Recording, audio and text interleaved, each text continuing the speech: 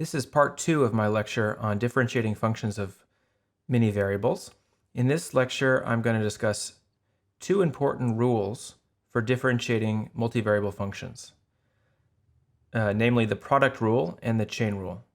These allow you to do computations more quickly, and we're going to see that using the vector notation that we developed for representing derivatives of functions of many variables, we're able to compactify some of these expressions, which would be very long to write down if we use the heavier coordinate notation. I'm going to emphasize the particular case when the function is from R to Rm, so that the domain is one-dimensional, because this can be represented or can be thought of as a particle following a curve in Rm. And the derivative of such a function represents the velocity of the particle. And because we can think of the domain as being time. Okay, before I get into this, I want to talk about two different definitions of derivative, which I kind of glossed over in my last lecture. And I want to discuss how these are the same, but how the second one is maybe better. So you can think about a derivative as being the limit of difference quotients. And this is the definition that you first learn when you encounter the a notion of derivative for the first time in single variable calculus. In most textbooks, the derivative is written like this. But you can also think of the derivative as representing the best affine approximation of your function, so that a is the slope, the derivative of f at x naught is the unique number a, which is the slope of the best affine approximation. And we need that this limit here is 0, because that says that the affine approximation is becoming a good approximation of f in the small neighborhood of x naught. So we need that the difference between f and this blue function here, which as a function of x is an affine function, we need that the difference between these two is becoming small compared to the size of this interval. So we need to divide by h and send h to 0 and know that this is going to 0. So it turns out that these are essentially equivalent, but thinking about the second definition is better in a certain sense. For one thing, the second definition generalizes to functions of many variables more easily, which is the reason that I used it in the last lecture. This definition, when you think about it, if f was a function from R3 to R3, it's not clear what this means. Because in the numerator, we have the difference of two vectors in R3, so this would be a vector in R3, and in the denominator, we have another vector in R3, and it's not clear what we mean by this division. Whereas this definition, it's clear what we mean. The number a would be a 3 by 3 matrix, so that this product would be matrix multiplication. And the whole expression here would give a vector in R3. This is a vector in R3. We can subtract them. We can interpret the absolute value as Euclidean distance in R3, and so the whole thing makes sense. And this is the reason why maybe this is a better definition.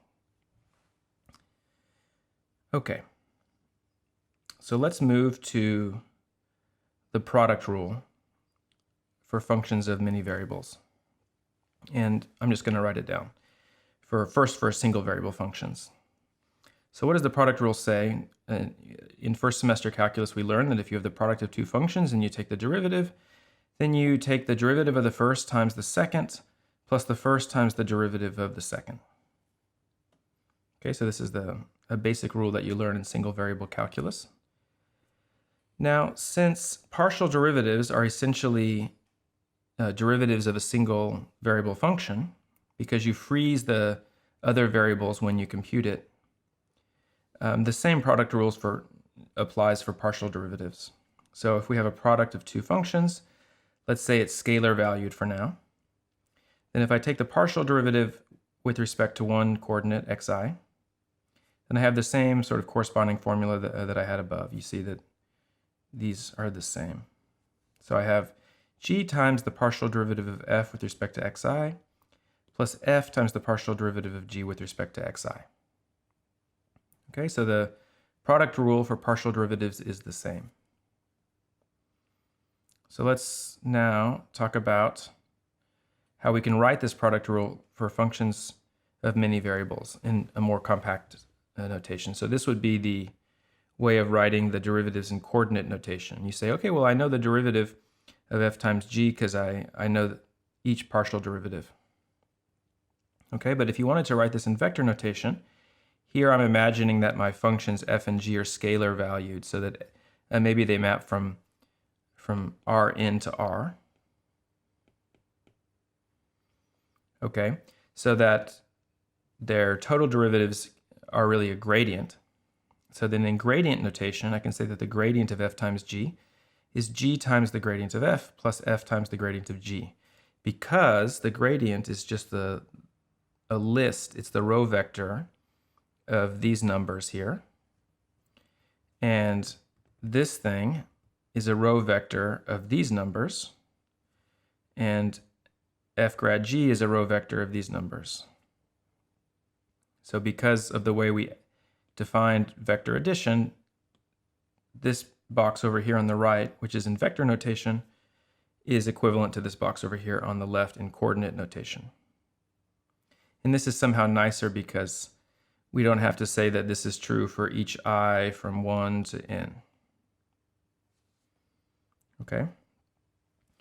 Now let's discuss the case that f is vector valued, so it's taking values in Rm, and g is scalar valued. We can still multiply g times f because we can multiply a vector times a scalar. What would the product rule say? Well, in this case, g times f, since it's a function from Rn to Rm, it would be an m by n matrix. And what matrix is it? Well, it's the matrix with these indices. The ijth entry is the partial derivative with respect to xj of the function g times the ith component of f. Okay, so now this thing in here is a scalar function for each I. So we know the product rule for partial derivatives. We can write it like this. Okay, and so we see that the ijth entry of this matrix is g times partial derivative of the ith f with respect to xj plus the ith component of f times the xjth derivative of g. Okay, and if we wish to write this in some sort of matrix notation, then we see that this thing here, partial derivative of fi with respect to xj, is exactly the derivative df, d capital F. And the g out here, it's a scalar function, so it's just multiplying this matrix, so I can write that term like this, g times df. Now, how do I write the second term? I have a vector fi and another vector here, because this is a gradient, essentially. This is the gradient of g. And so I have a vector, so I have a matrix whose ijth component is the ith component of one vector and the jth component of the second vector. And so we use this x with a circle here. This is the tensor product of two vectors. And it just means v tensor w just means it's a matrix if v and w are vectors whose ijth entry is just viwj. Okay, so it's just a fancy symbol here. And it has a fancy name, tensor product, but it really just means this simple operation. Okay? And so we can write this as f tensor grad g, although I uppercased the g. I should not have done that. So let me fix it. Okay, now that looks better. Okay, so you can see that anytime you have two functions and you have a good way to define their product, then you can write the matrix for the derivative of the product in some sort of matrix notation that you have to kind of uncover by first doing the computation in coordinates and then translating that calculation into some matrix notation. Okay, so in this case, you would get this formula. Okay. So let's continue and look at a different example. Let's suppose now that I have two vector-valued functions. Okay, f and g map from Rn to Rm. And let's look at their product. Now I have to decide what kind of product I'm talking about here because I'm in Rm. I can't just take a vector in Rm and product it with another vector in Rm. So we have to specify what we mean. So let's just, as an example, take the dot product. Okay. So when I take the dot product, I end up with a scalar valued function. So the derivative of f times g, or f dot g, is going to be a row vector. It's going to have a gradient. So I'll be computing the gradient of f dot g. And I proceed by first computing each coordinate like this. So the partial derivative of xi of f dot g. And I write down what this means. The dot product of f and g is just the sum from k equals 1 to m, because the range of the space is m, so these vectors are in Rm. Okay, and the dot product is this sum of that, fk, gk. And so I can move the partial derivative inside the sum, because the partial derivatives are, of course, linear. And so then I have a situation here where each fk and gk are, again, scalar functions, so I can apply the product rule for partial derivatives of scalar functions. I get gk times partial fk with respect to xi plus fk partial gk with respect to xi. Okay? And then I recognize that this partial fk with respect to xi is the matrix df, and it's the kith entry of that matrix. So I have gk times the kith entry of df. And likewise, I have fk times the kith entry of dg. Okay, so I can collapse the sum into this expression. And now I see that the sum over k is really giving me some matrix multiplication here. Okay, so if I sum over k, gk, times the kith entry of a matrix, then I really get g times that matrix in the sense of matrix multiplication. So I can write the gradient of the dot product of two functions from Rn to Rm as just g times df, the total derivative of f, in the sense of, and this is a matrix multiplication, plus f dg. Okay? Okay, and of course, if I took the cross product, you would get some other rule, which I won't give the details about, but you can work out maybe for yourself. It'd be a good exercise. All right, so now let's talk about the quotient rule. All right, so we remember from single variable calculus that the quotient rule is really just a combination of the product rule and the chain rule. So let's remember why this is true.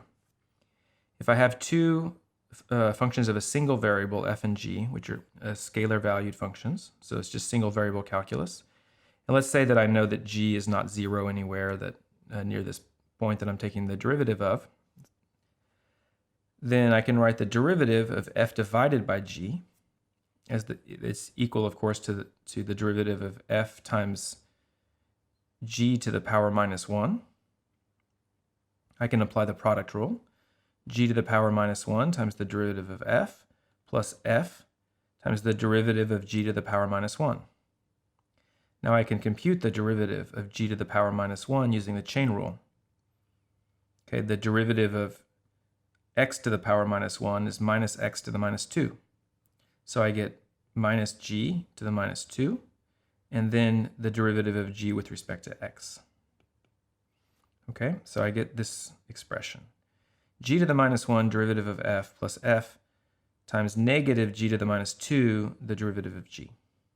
Okay, and now what I can do is I can factor out a g to the minus 2 here and write it downstairs as this fraction. And then I'm left with, in the numerator, g times the derivative of f minus f times the derivative of g. And we have our familiar quotient rule. Okay, so this is just a review. Okay, so now let's discuss the quotient rule for multivariable functions. and I obtained this. So now we're assuming that, so this expression here is again the thing that I just wrote on the previous page for single variable functions. So if we have partial derivatives, we'll get the same rule, and then we can again write it in vector notation like this. So if I have two functions f and g which are scalar valued, maybe from r in to r, then I can look at the gradient of f divided by g, and I get what you'd expect. G to the minus 2 times g times the gradient of f minus f times the gradient of g. Okay, it's just the translation of the quotient rule for functions of a single variable to functions with many variables.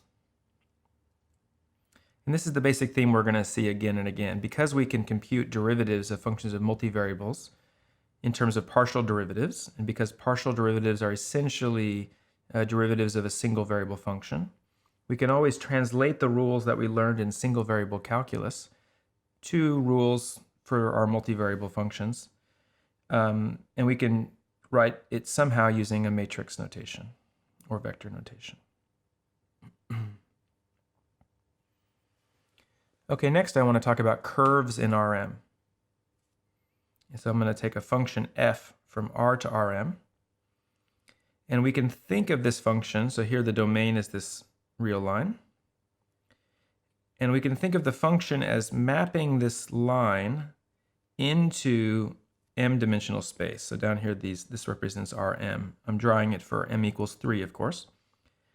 And so we think of this curve as just kind of being pushed into m-dimensional space. And the curve can, of course, loop around and do funny things because it has more dimensions to work with. And so if we think of r up here as representing time, then for every time s maybe, it gives out a vector in Rm. For a different time t, it gives out some other vector, f of t. And so we think that as we move the input value here, the output value can move here and trace out a curve. So it can represent the position of a bird or an insect or something in three-dimensional space as a function of time. Okay, so then what will the derivative of f be? Well, the derivative of f is really a vector, and we can write it in the notation f prime because it's a function of only a single variable. And so it's a column vector, and we can write it like this. It's just the list of the partial derivatives of the different coordinates, f1, f2, and so on. So I could write this really as f1 prime, and this, if I wanted, is f2 prime. Okay, so we can write the whole thing as f prime.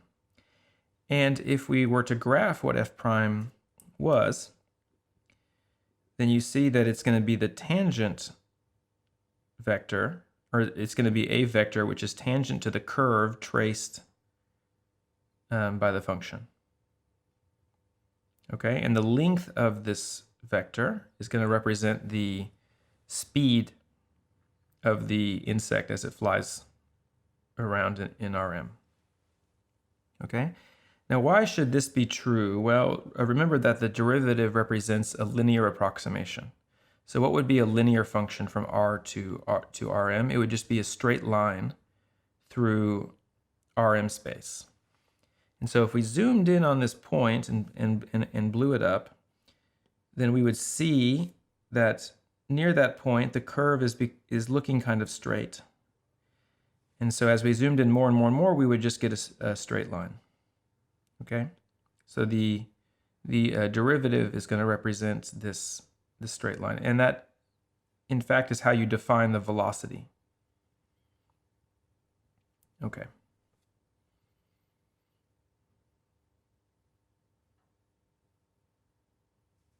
All right, so now let's discuss the chain rule for functions like this. So let's say that I have a curve in R3, and then I have a function from R3 to R. So again, you can imagine f as being the position of an insect at a certain time. And g perhaps is the temperature at each point in three-dimensional space. Let's say that the temperature is not changing in time.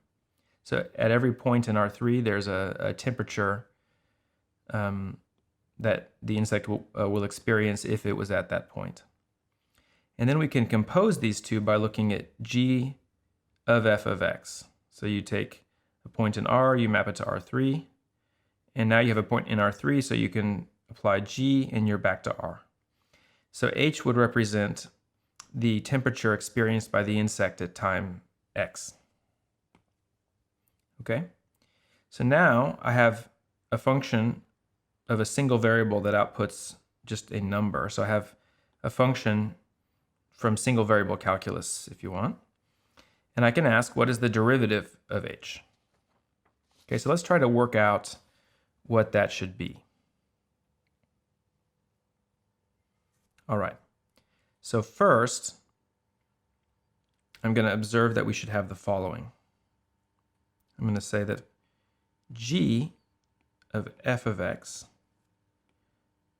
minus g of f of x naught should be approximately the gradient of g at the point f of x naught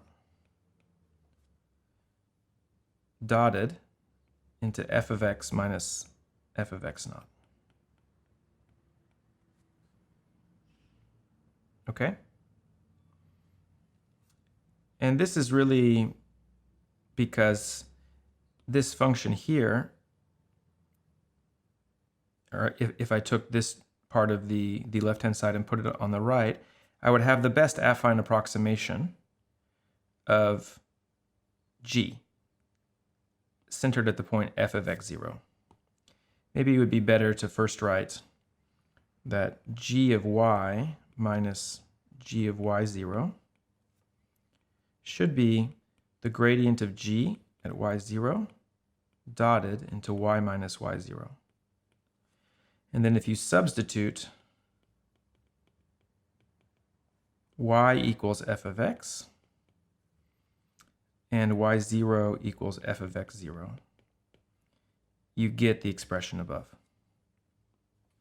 Okay? And these squiggly equal signs, what I really mean as, is that I have to take the limit as h goes to 0 and y is in the ball of radius h centered at y0 and so on. But I'm just going to sort of, there's really some error here and some error here. But I'm going to kind of use the squiggly equal signs to sort of neglect that error. So this is not going to be a perfect proof. It's just kind of some scratch work so that we can guess what the answer should be. Okay, so let's say that you believe that I have this yellow formula here. Okay, so now I'm going to decide how to approximate this. And I'm going to say that this is approximately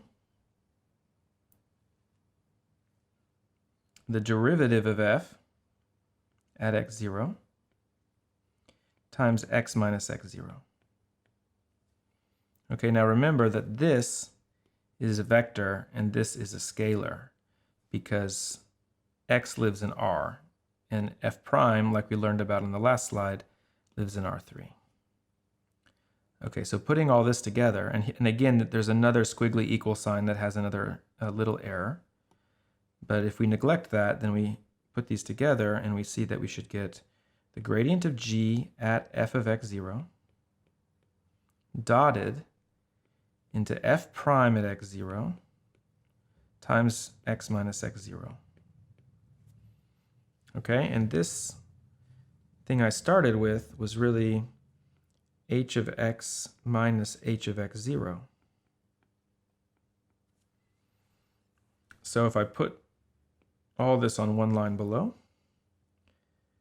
then what I get is that h of x minus h of x0 should be approximately the gradient of g at f of x0 dotted into f prime at x0 all times x minus x0. Okay, and this suggests that what is in this blue box that I'm making here should be the derivative of h at x0. Okay, and this gives us a guess for what the chain rule should say. It should say that the derivative of h at x0 is this expression here, the gradient of g at f of x0 dotted into f prime of x0. Okay, so this is actually correct. Let's write it down. The derivative of h at x0 equals, here I wrote it in the other order, but it's a dot product, so the order doesn't matter, f prime of x0 dotted into the gradient of g at f of x0. So this is a fairly compact expression. This red box is not very big.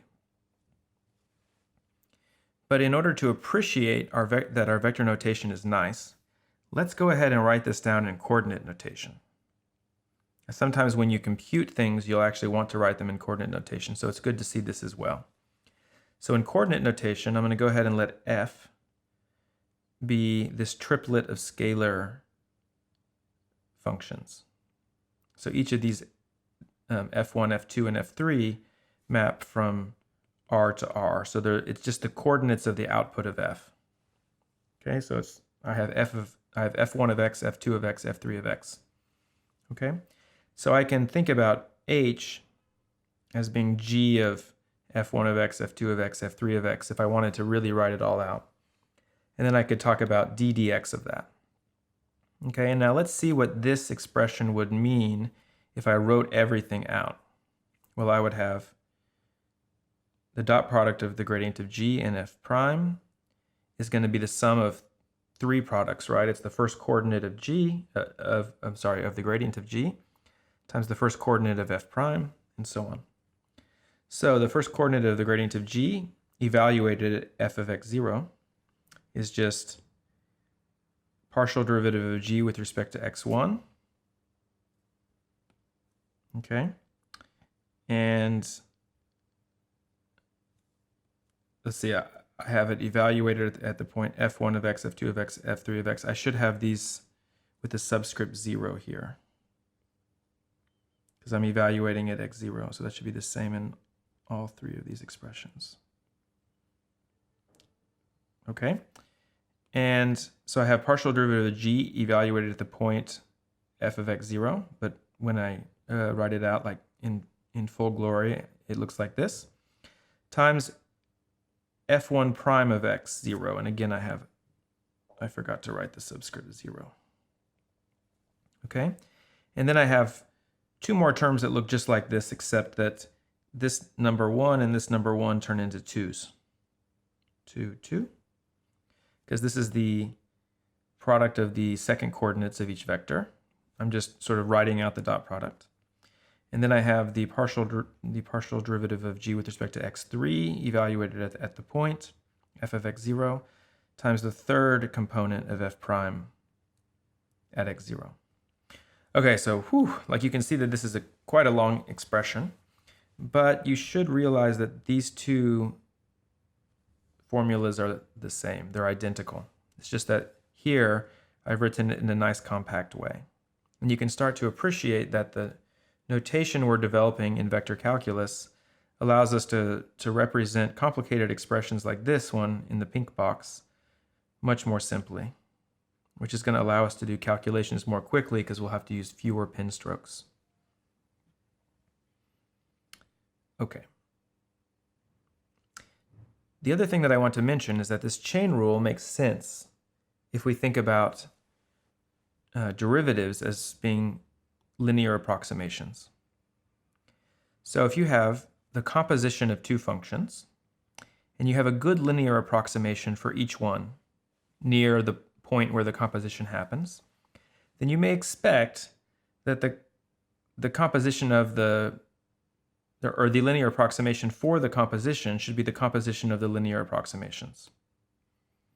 It's just what you would expect. So if you want to compute it, because if you compose two linear functions, you get a linear function. So what else could the best linear approximation of the composition be but the composition of the linear approximations for each separately. And this is exactly what the chain rule says. So let's go back and look at it in those terms. So if you compose two linear functions, because a linear function can be given by matrix multiplication, you end up actually just multiplying the matrices for the composition. And in this case, that multiplication is going to be dot product because one of these is a row vector and the other is a column vector. So the dot product is really just the matrix multiplication. And in general, if I have a linear function given by matrix A, so say L sub A of x is A times x, this is just a linear function. Then if I compose the linear function of A with some other linear function given by matrix B, then you see that I can first write bx for what's inside here, and I get LA of bx, but then I get A of b times x, but then we can use the associativity property of matrix multiplication to write the AB together, and you see that I have a matrix for the entire composition. So the fact that matrix multiplication is associative and that it gives the linear map is telling us that A times B should be the matrix for the linear map of the composition. And this is why the chain rule, this is one way to view the chain rule. And if you think about it from this point of view, you can decide that the chain rule is obvious from this point of view. So let's write down the general chain rule then for functions of, not just curves. So let's say that I have a function from Rn to Rl, and then I have a function from Rl to Rm, and I let H be G composed with F. So I first do F of X. I end up with a function in a vector in RL, and then I do G of that to get into Rm. So H will go from Rn to Rm. So its derivative, dH, should be an m by n matrix. Okay. Well, the derivative for f, df, should be an L by n matrix. Okay, and the derivative of g should be an m by L matrix. So if I have an m by L matrix and an L by n matrix, I can multiply them, but only in this order, because the two numbers here need to be equal for the matrix multiplication to make sense. And of course, the two numbers here and here need to be equal for the function composition to make sense. And that's not a coincidence. So I have that the total derivative of h is just the matrix for the best linear approximation to g at the point f of x0 times the matrix for the best linear approximation of f at x0. And you just do the matrix multiplication. And this is the chain rule. Okay? So we see that this, and if we wrote this in coordinates, of course, this would be a complete mess. But we have a very compact way to write it by using matrix multiplication. So this should make you really love matrix multiplication. Okay, so let me give the proof of this. As I explained before, you can think that the proof is kind of obvious because of what I said about the linear approximation for the composition is the composition of the linear approximations. So what else could it be other than this? But let's try to give a very brief kind of sketch of a proof of how you would rigorously prove this. Okay? So again, I have a function f, I have a function g, I compose them, I get a function h. Okay? Now, the first thing that you notice is h is being valued in Rm. But I can go ahead and just basically consider the case m equals 1, because otherwise I could write that h is h1, h2, dot, dot, dot, hm. And each of these hj's would just be the jth g composed with f, where I do the same for the g's. G equals g1, g2, dot, dot, dot, gm. Okay? And so remember that the total derivative is the matrix whose rows are just the gradients of these GIs. So for H, the rows of this matrix will just be the gradients of the scalar hj's. So the jth row is the gradient of hj. Okay, and when you realize that, then you say, okay, I'm just going to show that these matrices are equal one row at a time. And so then I can just specialize to the case where I have a j subscript here, which is essentially reducing this m to be 1. Okay, so that simplifies things a little bit. Now m is 1. Okay? Then you say, okay, now that m is 1, I'm talking about a gradient, because h is now scalar valued, and so I just need to compute the gradient of h. And to compute the gradient of h, I just need to do the partial derivative of h with respect to each xi. Okay? But as we know, partial derivatives are really just the derivatives of a function of a single variable. So I can essentially then just assume that everything depends only on one variable, and I can let n be 1. So now I can let m be 1, and I can let n be 1. Okay, so f maps from R to RL, G maps from RL to R. But now we have the case that we already did, basically, because f is a curve and g is a scalar valued function.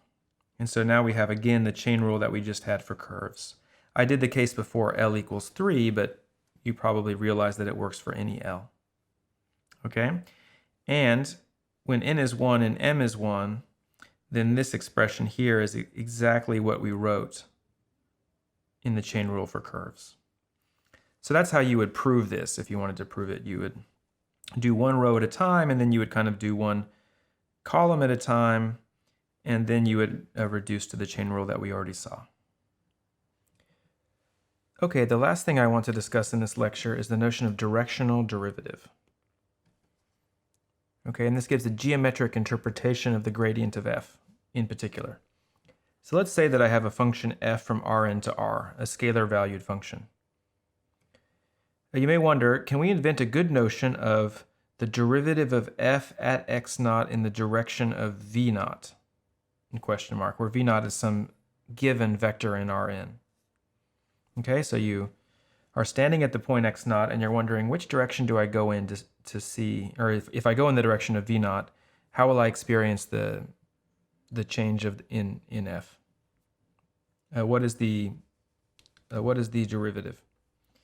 If you go in a coordinate direction, then you should get the partial derivatives of f, right? That's kind of how we define them. But now I'm asking about a general direction. Okay? And the answer is yes. And you can think about it through the chain rule if you like. So we can define a function h to be f of x naught plus t times v naught. So it's as t varies, this input to f is varying along a line that passes through x naught in the direction of v naught. Okay? And this gives you a single variable function h, which is also scalar valued. So it's like a function from single variable calculus, and I can compute its derivative, and that should be the derivative that I'm looking for. Okay, so we want to compute, and I miswrote this. We want to compute the derivative of h with respect to t at time 0, because it's at time 0 that it's at x naught. Okay, so we can apply the chain rule, because I can think about this function as being f composed with g, where g is this function of t, x naught plus tv. Okay, g is a curve. It's a straight line, in fact. At time 0 is at x naught, and then just goes at velocity v naught. Okay, its derivative is obviously v naught, because if you take the derivative of this with respect to t, you just get v naught. Okay? So what does the chain rule say? The chain rule says that the derivative of h should be the gradient of f at the point t equals 0 here, so at x naught, the gradient of f at x naught, dotted into v naught, because v naught is the derivative of g. This is the chain rule that we had for curves, but in this case our curve is a straight line, so it's particularly simple. Okay, so this allows us to compute the derivative of f in every coordinate direction, or just in every direction.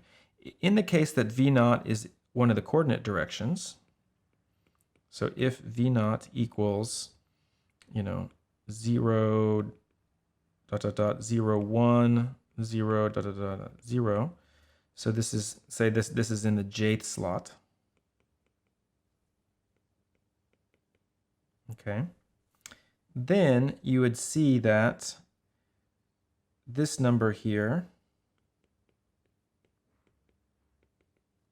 is just the jth entry of the gradient of f, which is equal to the partial derivative of f with respect to xj at the point x naught.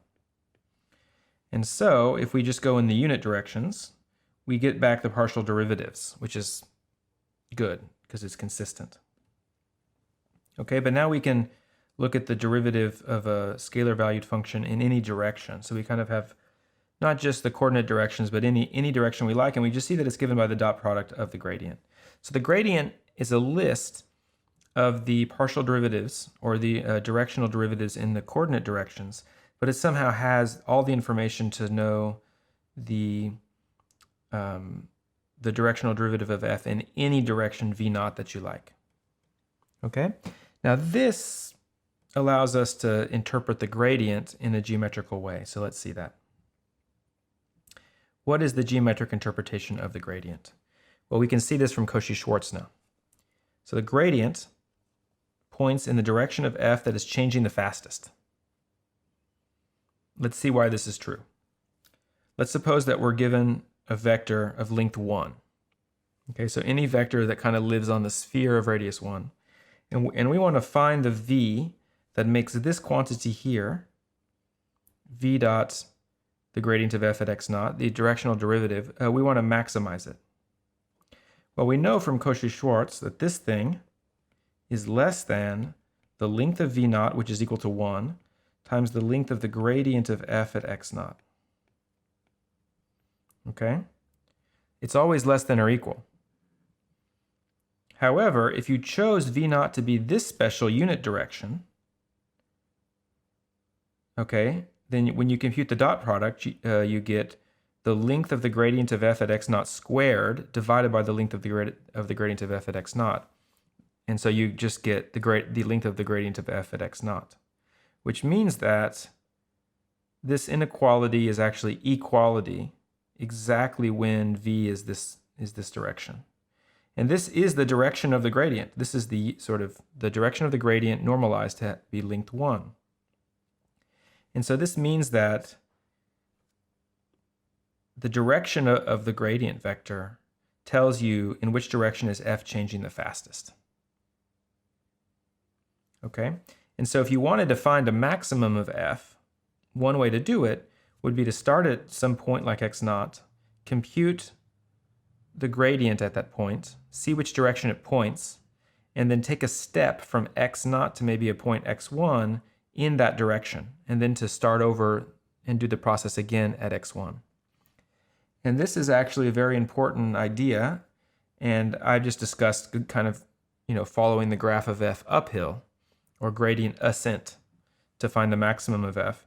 It's more commonly known as gradient descent because you're trying to find the minimum. And so if you want to find the minimum of a function, what you'd do is you'd start at a point x naught, you'd compute the gradient, you would take a step in the opposite direction, because if the gradient of f points in the direction f is changing the fastest, this means in the positive direction.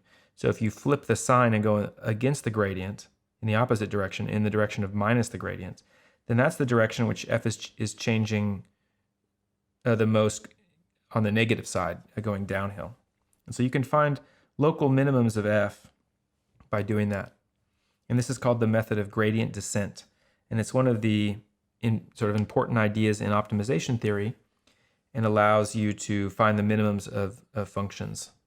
This is an important idea, for example, in machine learning, because you want your high dimensional function, which represents maybe the parameters in your machine learning algorithm, and the function represents how well the algorithm performs with those parameters.